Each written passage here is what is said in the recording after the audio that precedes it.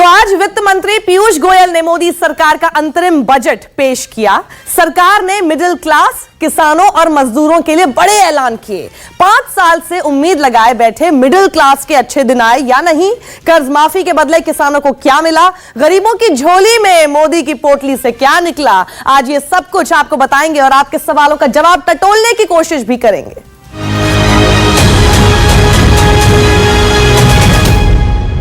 मोदी की सरकार ये मानती रही है कि शहर का मध्यम वर्ग उसका बड़ा वोट बैंक है, इसलिए इस बार बजट में 5 लाख तक के करदाताओं का टैक्स माफ किया गया। किसानों की कर्ज माफी का बड़ा ऐलान तो नहीं हुआ, लेकिन झोली में सालाना रुपए डालने की बात हुई।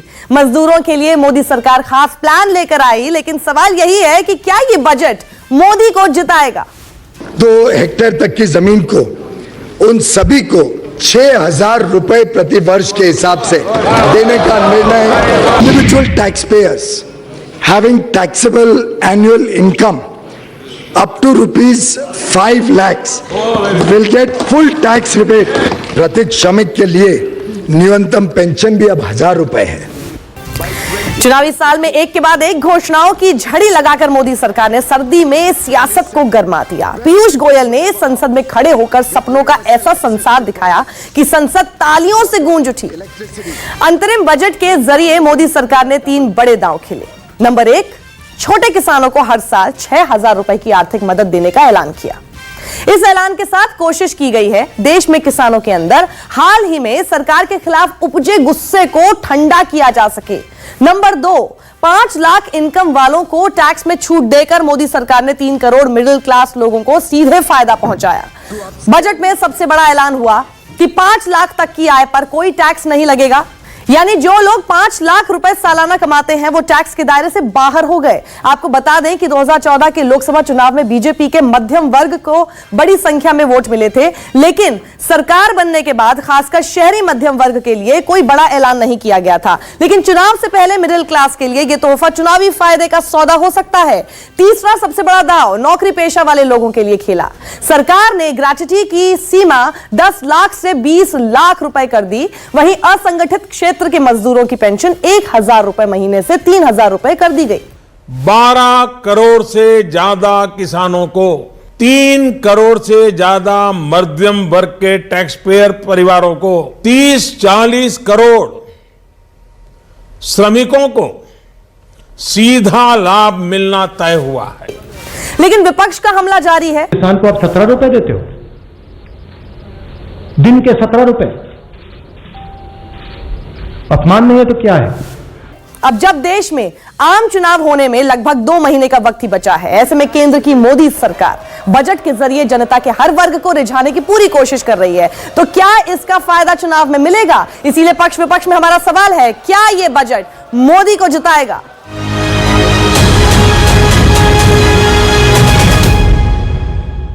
तो क्या यह बजट मोदी को जिताएगा? और इसी पर पक्ष विपक्ष में आज बहस करने के लिए हमारे साथ पक्ष को रिप्रेजेंट कर रहे हैं बीजेपी के राष्ट्रीय प्रवक्ता गौरव भाटिया जी, स्वागत है सर आपका।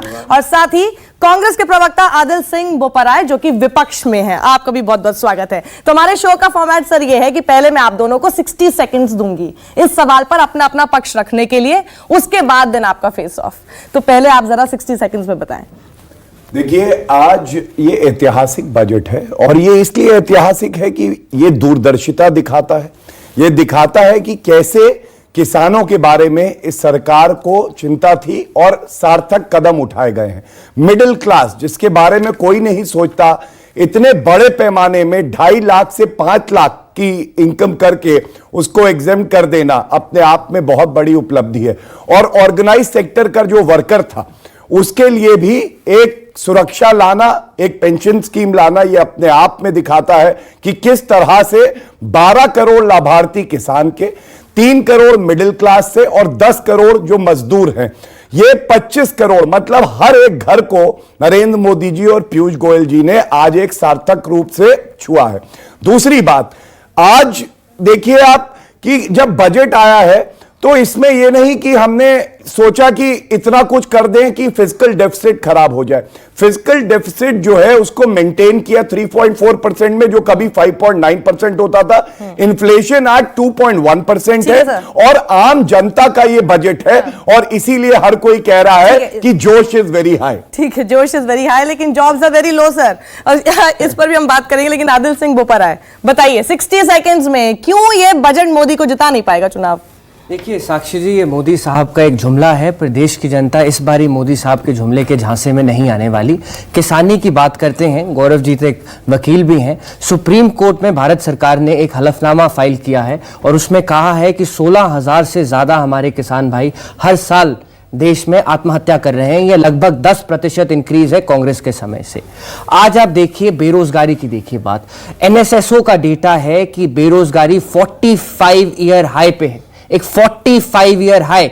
जो मोदी साहब यूथ डिविडेंड और डेमोग्राफिक डिविडेंड की बात करते थे, मोदी साहब का वादा था कि मैं 2 करोड़ रोजगार हर साल क्रिएट करूंगा, पर सरकार के आंकड़े क्या हैं? CSO के आंकड़े ये कहते हैं कि केवल 1.5 लाख रोजगार क्रिएट किए गए हैं, जो मोदी साहब के वायदे का 1% भी नहीं है। आप मोदी साहब के बाकी वादों का देखिए, इन्होंने कहा था स्मार्ट सिटी, मैं 100 स्मार्ट सिटीज क्रिएट करूंगा। मैं अपने बड़े भाई से पूछना चाहता हूं, मुझे एक भी स्मार्ट सिटी का बताइए, मैं जाना चाहता हूं। ये और भारतीय जनता पार्टी की दोगलापन देखिए, ये ट्रांसपेरेंसी की बात करते हैं, पर हमें ये नहीं पता पहले तो सवाल आपके ऊपर भी आता, लेकिन सुनिए हम थोड़ा सा इसमें आगे बढ़ जाते हैं। गौरव भाटिया जी, आपने किसानों का भी जिक्र किया, मध्यम वर्ग का भी जिक्र किया। हाँ, मैं उसी पे आना चाह रही थी, और उसी पे आते हुए मैं ये बोल रही कि मध्यम वर्ग, ठीक है, हम ये मान सकते हैं कि उनके ऊपर असर पड़ सकता है, पर किसान तो आज सड़क पे है। आप अगर आए होंगे, पता नहीं, मुझे नहीं पता आप जाम में फंसे कि नहीं फंसे, DND पूरा का पूरा जाम कर रखा उन्होंने, तो किसान क्यों इतना नाराज है आपसे? देखिए, एक बात बिल्कुल स्पष्ट कर दें कि 1,80,000 किसानों ने आत्महत्या करी 10 साल जो कांग्रेस की सरकार रही, और स्वामीनाथन जी ने 2006 में रिपोर्ट दी थी न्यूनतम समर्थन मूल्य लाइए, और ये आया कब? जब नरेंद्र मोदी जी उसको लाए और 150% न्यूनतम समर्थन मूल्य हुआ, 22 क्रॉप्स के लिए हुआ। स्वामीनाथन जी ने खुद तारीफ करी। और कर्ज माफी कोई लॉन्ग टर्म का सोल्यूशन नहीं हो सकता है, क्योंकि आपको मजबूत करना है किसान को। ये एक एफर्मेटिव एक्शन है, डायरेक्ट उसके पास रुपया जाएगा। और एक बात जो कह रही है कांग्रेस पार्टी, केवल 17 रुपए। मैं याद दिलाना चाहूंगा, ये कांग्रेस कहती थी गरीबों का मजाक उड़ा के कि 5 रुपए बहुत है खाने के लिए, इतना मत मांगो हमसे। मतलब गांधी परिवार के लिए 5 लाख करोड़ का घोटाला कर ले, जनता का रुपया खा जाए, और गरीब के लिए 5 रुपए नहीं। बिल्कुल, मैं उस पे आऊंगी, लेकिन सुनिए, हमारे पास किसान नेता जो जुड़े थे, किसान नेता ये कह रहे हैं कि जो CACP के आधार पर, और आप लोगों ने भी जो 2014 में वादा किया था, C2 लागत का 1.5 गुना अगर आप देते और उसी समय से लागू करना शुरू कर देते, तो आज हमें 10 लाख करोड़ ज्यादा मिलता। बल्कि हम तो, किसान ये कह रहे हैं कि हम पे मानकर चल रहे हैं कि आपने हमारा 10 लाख करोड़ का बल्कि नुकसान कर दिया। नहीं, देखिए, किसान हमारे देश की जो इकोनॉमी है, जो हमारे पूरा मूल ढांचा है, उसकी रीढ़ की हड्डी है। एक शुरुआत होनी चाहिए, वो शुरुआत सकारात्मक है। और आप बताइए, 75,000 करोड़ का इस बार बजटरी एलोकेशन हुआ। 10 साल में इन्होंने एक कर्ज माफी करी थी, क्योंकि चुनाव सर पे थे, तो 75,000 करोड़ की कर्ज माफी करी थी। 10 साल हमारी सरकार रहेगी आगे, और आप देखेंगे 7.5 लाख करोड़ रुपए उनको आमदनी के तौर पे मिलेगा। आप बताइए कि क्या सिर्फ कर्ज माफी करके आपको लगता है कि आप वोट ले लेंगे? और आप कर्ज माफी करें तो वो सब बहुत अच्छी बात है, आप कह दें मिनिमम इनकम गारंटी हम देंगे तो वो बहुत अच्छी बात है। सरकार अपने बजट में जितनी घोषणाएं करेगी, आपको उस पर डाउट ही होगा, और आपको लगेगा कि उनको वोट नहीं मिलेंगे। क्यों ऐसा? साक्षी जी, सरकार के आंकड़े क्या हैं कि कांग्रेस के समय पे एग्रीकल्चरल ग्रोथ 4.2% थी, भाजपा के समय 2% से कम है। ये सरकारी आंकड़े हैं, ये कांग्रेस पार्टी के आंकड़े। आपको एक बात बताऊं मैं, दूसरी बात, 2014 में जब आप लोगों ने अपना अंतरिम बजट पेश किया था ना, उसमें उसके आप हाइलाइट्स पढ़ लीजिएगा, उसमें इस बात पे फोकस किया गया था कि we have to retain our fiscal deficit at 4.6%, और 5.6% ये जो है डेफिसिट था, साक्षी जी, उसको रिटेन करने की आप बात कर रहे थे। मुझे समय दीजिएगा। आज भारतीय जनता पार्टी के सामने क्रेडिबिलिटी क्राइसिस है, और मैं बताता हूं क्यों। आयुष्मान भारत इन्होंने स्कीम पिछले साल अनाउंस की थी। एक्सपर्ट्स कहते हैं कि उसके लिए हमें 40,000 करोड़ रुपए से ज्यादा चाहिए फुली इंप्लीमेंट करने के लिए। सरकार की एलोकेशन क्या है? केवल 2,000 करोड़ रुपए। ये अगर जुमला नहीं था तो क्या था? आप किसानी की बात करते हैं, जय शाह 50,000 से 80 करोड़ रुपए बना लेता है 5 महीनों पे, पर हमारे किसान भाई जो हमारा पेट भरते हैं, उनके लिए 17 रुपए पर ये फैमिली, एडिशनल है, ये लेकिन भारतीय जनता पार्टी ये का एडिशनल cruel joke है। है। मोंटेक सिंह आलूवालिया ने, जो आपके प्लानिंग कमीशन के डेप्यूटी चेयरमैन थे, वो तो साक्षी कह रहे जी- थे कि 32 रुपए जो प्रतिदिन कमाता है एक साक्षी जी, शख्स, वो मैं- गरीब नहीं है। साक्षी जी, याद मैं नहीं एक आया। मैं एक और- एग्रीकल्चरल बैकग्राउंड से आता हूं, मैं बताता हूं आपको। आप मंडी में अपने रिपोर्टर्स को भेजिए, C2 प्लस 50% तो दूर की बात है, उन्हें जो बेसिक MSP है वो भी नहीं तो किसानों को स्वामीनाथन मिल रहा। रिपोर्ट किसके समय में आई थी? स्वामीनाथन कमेटी जिसको रिपोर्ट आप वोट हमारे कर रहे समय हैं। आई थी, हमने लोन वेवर किया था, हमने MSP बढ़ाई थी। बस आप लोन वेवर ही कर रहे हैं। परसेंटेज के बात सर, एक करिए, बात बताइए, MSP गौरव कितनी भाटिया, बढ़ाई? ये तो बात तय है ना कि देखिए 17 रुपए एक फैमिली के लिए, मतलब जिसमें कि 5 लोग भी हो सकते हैं, 6 लोग भी हो सकते हैं। चलिए मैं अगर मान के चलूं कि 5 लोग हैं, तो 3 रुपए 30 पैसा एक शख्स पर मिल रहा है, उसमें एक चाय भी नहीं आती है। नहीं, मीनाक्षी जी पहले साक्षी जी। तो सॉरी साक्षी जी मत लगाइए, नहीं, साक्षी नहीं, बोल साक्षी जी माफी चाहूंगा, आपका नाम मैंने गलत बुलाया। सबसे अहम बात है, जो परिवार 10 साल में जनता का 15 लाख करोड़ रुपया लूट ले, 2G घोटाला, कोलगेट घोटाला गौरव जी, आप एक वकील हैं, ये बेबुनियाद आरोप है। नहीं, मैं अब ये बीच में ना बेबुनियाद बोले, आरोप मैंने है। बीच में नहीं बोला था। देखिए, ये मैं झूठ बीच है। में नहीं बोलता हूं, ये भी चुप करेंगे, इतना सम्मान एक दूसरे का रखना पर लेकिन होगा। उसका मैं नहीं, उसका आपके पैसे बात क्लियर का है। उत्तर दूंगा, इसलिए कि इन्होंने गलत आरोप लगाए, जयशाह जी का नाम लिया, और मैं समझता हूं मानहानि का मुकदमा उन्होंने किया हुआ है। हम जो चर्चा करने आए उस पर चर्चा होनी ठीक। चाहिए। आप मुझे ये बताइए, जो किसानों को दिया जा रहा है, या उज्ज्वला योजना में जो 6 करोड़ सिलेंडर दिए जा रहे हैं, या हर घर में एक टॉयलेट आता है, जो सरकार ने 9,000 करोड़ रुपए का बजट दिया 16-17 में स्वच्छ भारत अभियान के तहत, कहीं ना कहीं जो कमजोर था, जो पिछड़े वर्ग का था, वो मुख्य धारा में आके मजबूत हो रहा है, वो अपनी अस्मिता से 3 जीवन रुपए में यापन किसान करेगा। मजबूत कैसे होगा गौरव जी? नहीं, समझाइए। आप 3 रुपए कैसे कह रही हैं मुझे नहीं पता। अरे 17 रुपए आप- प्रतिदिन हो आप गया। एक और फैमिली में 5 अच्छा, लोग हो गए, तो 3 अच्छा, रुपए और ये 1% हो बताइए, गया। हाँ, जो हाँ। MSP हमने 150% कर दिया 22 क्रॉप में, उससे क्या किसान मजबूत नहीं हुआ? 13 करोड़ सॉइल किसान मजबूत हुआ तो तभी तो मैं पूछी कि सड़क पर क्यों है? मेरी बात और पूरी हो किसान जाए। अगर मजबूत मेरी हुआ बात तो पूरी गौरव हो जी, तो जाए। क्यों 3 राज्यों में आप लोगों को इतना भारी नुकसान हो गया उनसे? हाँ, हमें देखिए, कोई नुकसान नहीं हुआ, आप गलती करके ही सीखते हैं। मध्य प्रदेश में बहुत जो है कांटे की लड़ाई रही, राजस्थान में भी हमने ठीक किया, लेकिन जब केंद्र के चुनाव होंगे तो नरेंद्र मोदी जी को प्रधानमंत्री पुनः चुनेगा ये देश। और सबसे अहम बात है, जो हमने सकारात्मक कदम उठाए हैं, किसानों के लिए भी उठाए हैं, महिलाओं के लिए भी उठाए हैं, वो सामने। आप बताइए, मनरेगा में हमारा बजटरी एलोकेशन बढ़ के 60,000 करोड़ रुपए हो गया, क्या 3 इससे रुपए लाभ जो नहीं होगा?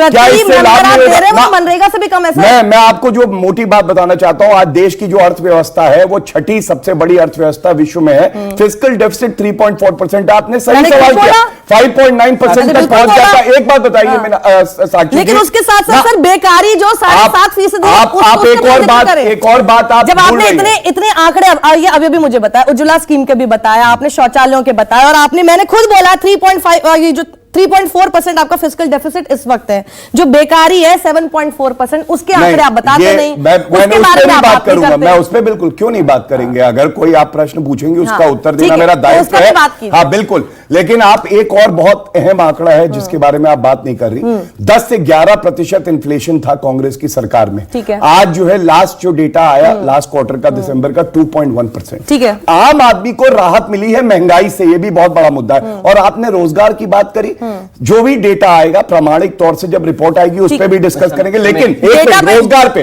डेटा पे डिस्कशन में आ रहे, रोजगार पे आप उत्तर ले लेकिन लीजिए। एक बात बताइए, आदिल सिंह बोपर है, ये जो इतने सारे स्टैंडर्ड डिडक्शन हो गया, बढ़ाया गया 40,000 से 50,000 किया गया है ना, 40,000 तक के जो पोस्ट ऑफिस बचत थे उस पर TDS अब से नहीं लगेगा, IT रिटर्न की प्रोसेसिंग अब से 24 घंटे के अंदर पूरी हो ग्रेचुटी जाएगी, 30 लाख हो गई, ग्रेचुटी 30 लाख हो गई, 5 लाख तक की शुद्ध आय वाले को 13,000 रुपए का लाभ मिल रहा है। देखिए ये साक्षी तो वोट बैंक को अच्छे से साध लिया ना, वोट बैंक को नहीं, मुझे आम हैरानी आदमी आती है। मजबूत हो रहा है। मुझे हैरानी आती और वो है, इनका समर्थक है भी। मुझे हैरानी आती है कि गौरव जी को पता है फिर भी देश को गुमराह कर रहे हैं। ये ये केवल काम एक तो केवल प्रपोजल राहुल है, गांधी ये का है, केवल एक हमारा नहीं। प्रपोजल है। जो नई सरकार आएगी, जब तक वो जुलाई में अप्रूव नहीं करती तो इसे फुली इंप्लीमेंट नहीं किया अरे, जाएगा। अब ये भी पर मुझे गलत मुद्दे है। पे आने पर दीजिए। आप भी तो लेकर आते थे ना, अंतरिम मैं बजट आपको तभी बोला इंटरप्ट नहीं जाता कहता, है। मुझे समय दीजिएगा। इन्होंने उज्ज्वला योजना की बात की थी, आज गैस सिलेंडर की कीमत 1,000 रुपए प्रति सिलेंडर है। कांग्रेस के सब्सिडी समय इस पे नहीं 400 लगाएंगे, रुपए थी। सब्सिडी नहीं तेल लगाएंगे। की कीमत कांग्रेस के देखिए, अब समय, इनको जानकारी- गौरव जी आप इंटरप्ट क्यों कर रहे हैं? कांग्रेस पार्टी के समय तेल की कीमत 60 रुपए थी,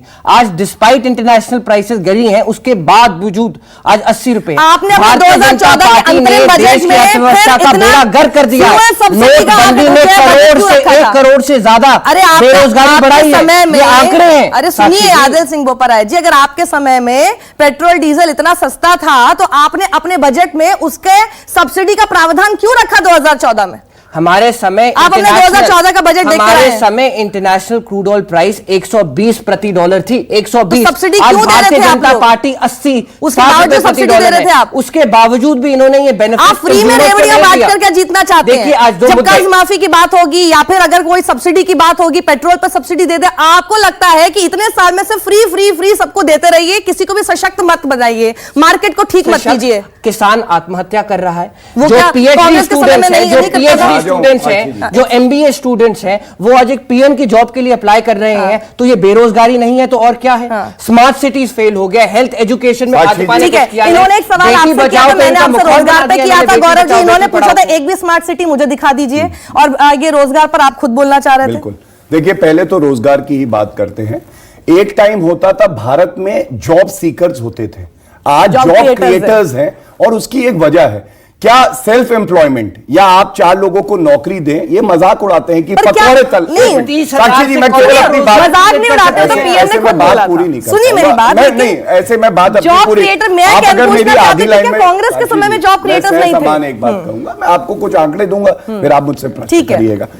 मुद्रा योजना में अकेले करीब 15 करोड़ हमने स्वराज जॉब के अवसर निकाले, और उसकी वजह से एम्प्लॉयमेंट क्रिएट हुआ। ईपीएफ डेटा कहता है कि एक साल में 1 करोड़ जो है नए ईपीएफ अकाउंट बने, और सबसे महत्वपूर्ण बात है, आप एक बात, मैं साक्षी जी एक मोटी बात करूंगा, गुमराह कैसे कर सकते हैं? बीच में मत बोलिए। नहीं, ये सत्य, मैं आपकी बात का उत्तर दूं, गुमराह होना ये गुमराह करना, गुमराह होना ये ईपीएफ के अगर नए अकाउंट होते, मैं आपकी बात मानती हूँ कि नए अकाउंट खुलने का मतलब ये हो सकता है बहुत हद तक होगा कि नई नौकरी बनी, पर ये भी तो हो सकता है कि जो पहले नहीं थे उस नेट के अंदर, वो जो पहले से नौकरी कर रहे थे अब वो उस नेट के अंदर आ गए हैं। ये भी हो सकता है। नहीं ऐसा हो सकता। तो ऐसा क्यों हुआ कि आप ही के एक सेकंड, आप ही के संसदीय समिति जोशी जी ने उसको नकार दिया, लेने से, एक्सेप्ट करने से नकार दिया, आप ही के ईपीएफओ के आंकड़े। मैं 2 बातें कहूंगा। जब इकोनॉमी एवरेज 7.4% से बढ़ रही है पिछले 5 साल में, कुछ तो सही हो रहा है ना। हमारी अर्थव्यवस्था आज 6ठी सबसे बड़ी अर्थव्यवस्था बन गई है। दूसरी बात आप मुझे बताइए, सब्सिडी की बात करते हैं, उज्ज्वला योजना अपने आप में बहुत बड़ी योजना है। 400 और 500 रुपए सब्सिडी के नहीं गिनते, कहते 1000 रुपए का सिलेंडर मिल रहा है, ये 2 का देना है। दूसरी बात सबसे अहम जो है, आप इससे पहले जो गरीब आदमी था उसके पास चिकित्सा की कोई सुरक्षा नहीं थी। आयुष्मान योजना आई, ये लोग कहते थे कैसे लाएंगे, 10 लाख लाभार्थी हैं आज उसके। गरीब 1971 में लाभार्थी हमेशा वोटर होता है क्या? लाभार्थी हमेशा वोटर होता है? इसलिए मेरा सवाल है कि क्या ये बजट मोदी को जिताएगा, इसलिए जोड़ती हूँ। और ये पक्ष और विपक्ष कभी अपने एक दूसरे की बात को नहीं मानेंगे, लेकिन बजट हो या फिर कितने भी चुनावी वादे हो, उस पे कितना ज्यादा संतुष्ट एक आम आदमी है जो वोट करता है, वो ज्यादा जरूरी है। तो अगर बजट से आप संतुष्ट है तो आप अपना आकलन खुद लगा सकते हैं कि क्या ये बजट मोदी को जिताएगा। आप दोनों का हमारे साथ जुड़ने के लिए बहुत बहुत शुक्रिया। छोटे से ब्रेक ले।